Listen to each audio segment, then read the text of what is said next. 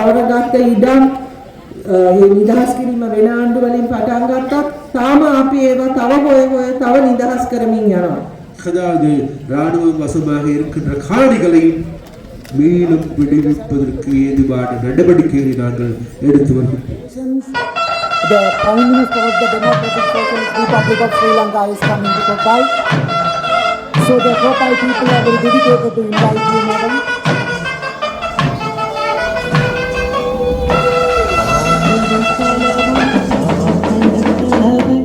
நனவாக்கிடவே ஒருவர் வருகிறார். இனிய இதயங்கள் இதமாய் துடிப்பதை மறுத்திடவே ஒருவர் வருகிறார். வடக்கிலும் தெற்கிலும் திசையெங்கிலும் உள்ளங்கள் தேடும் நேரம் இவர் ஒருவரே. ஒரு குழுவாடும் சுவனே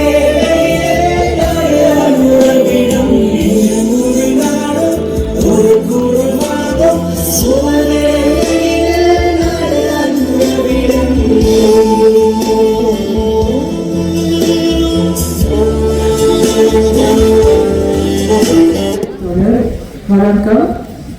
வேதிகாவே சிட்டில அமாத்திய ராமலிங்கம் சந்திரசேகர சகோதரா குழு மேடையில் அமர்ந்திருக்கின்ற எங்களுடைய தோழர் அமைச்சர் ராமலிங்கம் சந்திரசேகர் அவர்களே, මේ කොපයි ප්‍රාදේශීය සභාවට තරඟවදින අපේ සියලුම අපේක්ෂක සහෝදර සහෝදරියන්ගේ இந்த கோப்பாய் பிரதேச சபைக்கு போட்டியிடுகின்ற எங்களுடைய வேட்பாளர் தோழிகளே, ඒ වගේම පැමිණ සිටින සියලු දෙනාගේම අවසරයි. வருகை தந்திருக்கின்ற உங்கள் அனைவருக்கும் நன்றிகள் வாழ்த்துக்கள். මම අද බොහොම සතුටින් මේ රැස්වීමට සම්බන්ධ වෙන්නේ. மிகவும் சந்தோஷமாக மகிழ்ச்சியாக இந்த கூட்டத்தில் கலந்து கொள்கிறேன். ඔබ සියලු දෙනා එක්ක වචන කීපයක් බෙදා ගැනීමට ලැබීම මගේ විශාල වරප්‍රසාදයක් ලෙස මම සලකනවා. உங்கள் அனைவரோடு இந்த கருத்துக்களை பரிமாறுவது ஒரு பெரும் மகிழ்ச்சியாக நான் பார்க்கிறேன். අද මම දවස පටන් ගත්තේ අංක සතුටෙන්. இன்றைக்கு நான் இந்த வேலையை ஆரம்பித்ததுக்கு காங்கிரஸ் துறையில் එහි තියෙන ඒ කෝවිලෙන් ආශිර්වාද ලබාගෙන තමයි අද මම දවස கோவிலில் ஆசீர்வாதத்தை பெற்றுக்கொண்டே இந்த வேலையை ஆரம்பித்தேன். ඒ වගේම තව කෝවිලකට අපි කරේ නගරවල அடுத்ததாக காரைநகரில் ஒரு கோயிலிலே எங்களுடைய கூட்டம் இடம்பெற்றது. நீங்கள் உங்களை சந்திப்பது ஒரு கோயிலிலே ஆகும். එතකොට මට හිතුණා අපේ රට ආශිර්වාද ලබා බොහෝ ආශිර්වාද ලබා ගන්න පුළුවන් විවිධ සම්ප්‍රදායන් තුලින් ආශිර්වාද ලබා ගන්න වාසනාවන්ත රටක් කියලා මට දැනුණා. அப்ப அந்த வகையில் இன்றைக்கு பல்வேறு விதங்களிலும் இன்றைக்கு கௌரவத்தை பெற்றுக்கொள்ளக்கூடிய அபிமானத்தை பெற்றுக்கொள்ளக்கூடிய ஒரு அதிர்ஷ்டமிக்க நாடாகவே எங்களுடைய நாட்டை நான் கருதுகின்றேன். මේක තමයි අපේ රටේ තියෙන ශක්තිය. அதுதான் நமது நாட்டில் இருக்கின்ற பலம். විවිධ සම්ප්‍රදායන්, විවිධ ආගම්, විවිධ ඇදහිීම් තුලින් போஷணை වෙච්ච බිමක් මේක. பல்வேறு மதங்கள், மொழிகள், அதே நேரத்தில் பல்வேறு கலாச்சாரங்கள் ஊடாக வளர்ந்தோங்கிய ஒரு புண்ணிய பூமியாகும். මේක අපි ආරක්ෂා කර ගන්නවා. அதை நாங்கள் பாதுகாத்துக் கொள்ள வேண்டும். මේක අනාගතය වෙනුවෙන් අපි රැක ගන්නවා. அதை எதிர்காலத்திற்காக நாங்கள் இதை பாதுகாக்க வேண்டும். අපි දන්නවා මේ රට 2024 මේ රටේ ජනතාව තීරණාත්මක தீந்து கணனாවක් ලබා දුන්නා. 2024 ஆண்டு உங்களுக்கு தெரியும், இந்த நாட்டில் இருக்கின்ற மக்கள் ஒரு தீர்மானகரமான முடிவினை எடுத்தார்கள். කාලයක් මේ රට ගිය මාවත වෙනස් කරන්න මේ රටේ ජනතාව මැදිහත්. கடந்த காலங்களில் இந்த நாடு சென்ற பாதையிலிருந்து மாற்றியமைப்பதற்கு இந்த நாட்டு மக்களால் முடியுமாயிருந்தது. අපේ සැප්තැම්බර් මාසේ 2024 සැප්තැම්බර් මාසේ විධායක ජනාධිපති කෙනෙක් ඔබ සියලු දෙනා නියෝජනය කරන මුළු රටම එකතු වෙලා ඒ ජනාධිපති පත් කරගත්තා. 2024 ஆண்டு செப்டம்பர் மாதம் 21ஆம் தேதி நீங்கள் எல்லோருமே நினைக்கின்ற, மதிக்கின்ற, அன்பு கொள்கின்ற நிறைவேற்றதுக்காக கொண்ட ஜனாதிபதி ஒருவரை நீங்கள் அனைவரும் தெரிவு செய்து கொண்டீர்கள். ජනතාවට කිට්ටු ඒ වගේම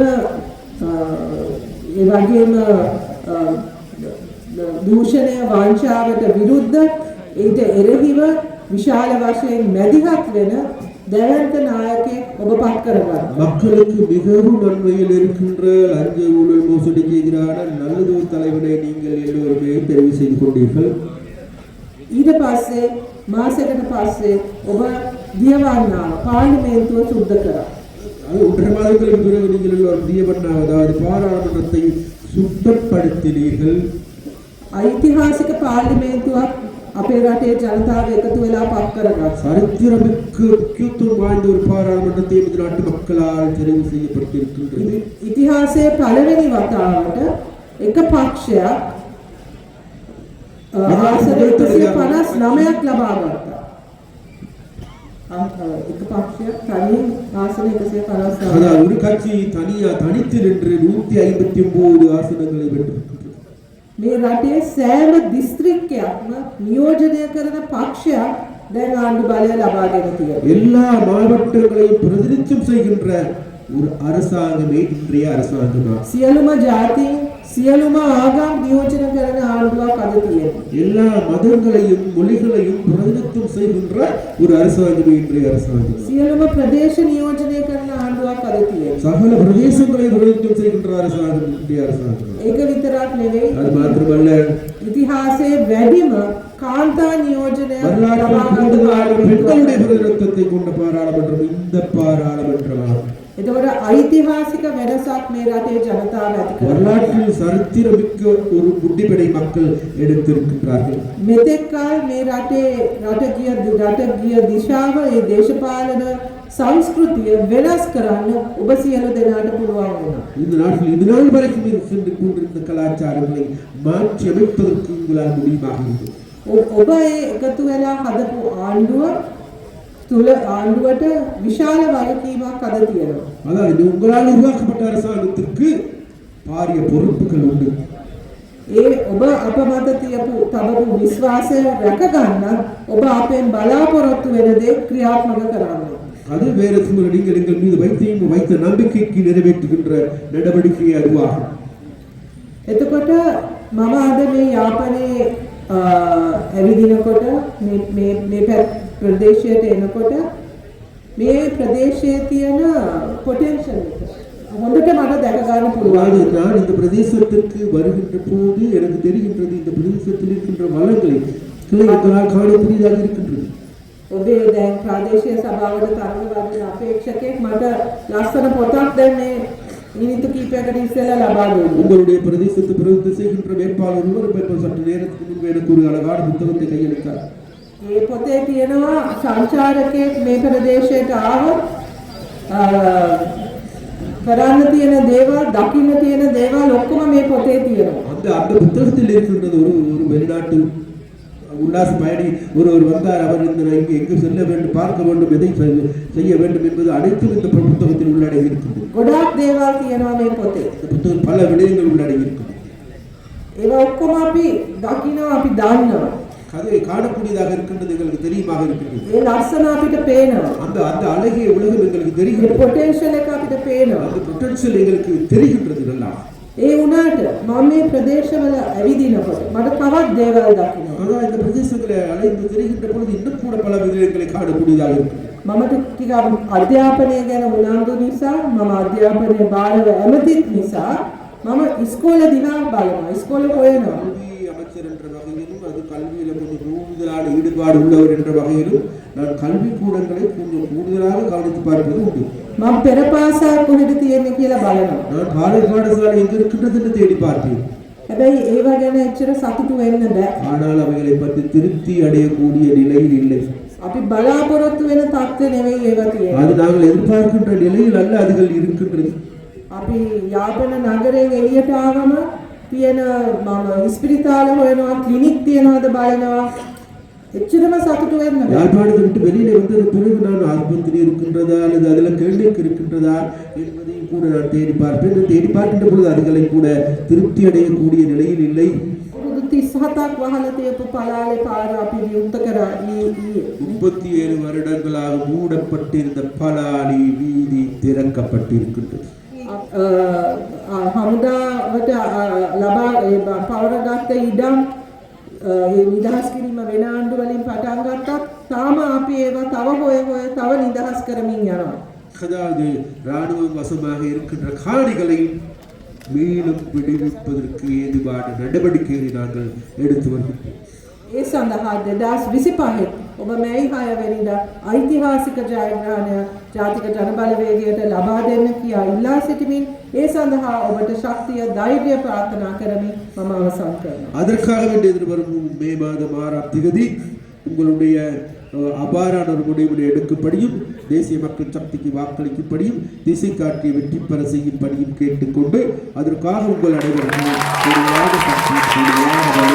கிடைக்க வேண்டும் என கேட்டுக்கொண்டு உங்களிடமிருந்து விடைபெறுகின்றேன். நன்றி. நன்றி, வணக்கம்.